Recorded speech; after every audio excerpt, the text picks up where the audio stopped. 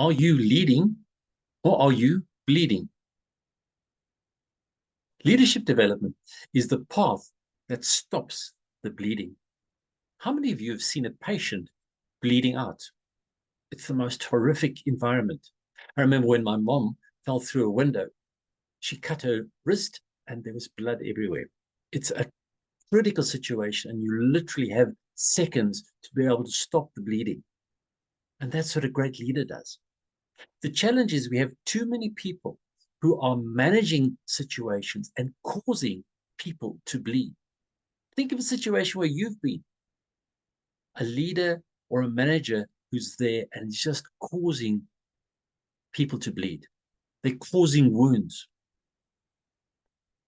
And the reason why I do this and why I understand what's happening with leadership is that I've seen too many people leave meetings bleeding. I've seen companies bleeding. And when leaders come onto the scene, they're able to stop the bleeding. They are part of great companies. They're part of great movements. They're part of great environments. And they lead in a way that stops the bleeding. So what happens if we don't stop this bleeding? Well, a scary fact is that, and Gallup shows that only 20% of people are engaged in organizations. 20%. Now, that is probably the biggest. I think there's some people that talk about 15 in South Africa. They even talk about 9% engaged. That means 91% of the people, I would hazard a guess, are bleeding. And that is as a result of people, managers, who are causing them to bleed out. How do we change this? We've got to get people to lead themselves first. It doesn't help you try and lead a big organization if you cannot lead yourself. And leading yourself means that you have to know yourself. And how do you know yourself? Well, you've got to look internally and say, why am I here? Who am I? What am I good at? What are the challenges that I face? When we start to do this, imagine the power that a leader has over a bleeder. Picture a rowing boat. You've got 12 rowers in the boat, and each one is madly rowing in their own direction. I'm not too sure if you've seen a boat go down the rapids. It goes south very fast. Before you know it, it tips over.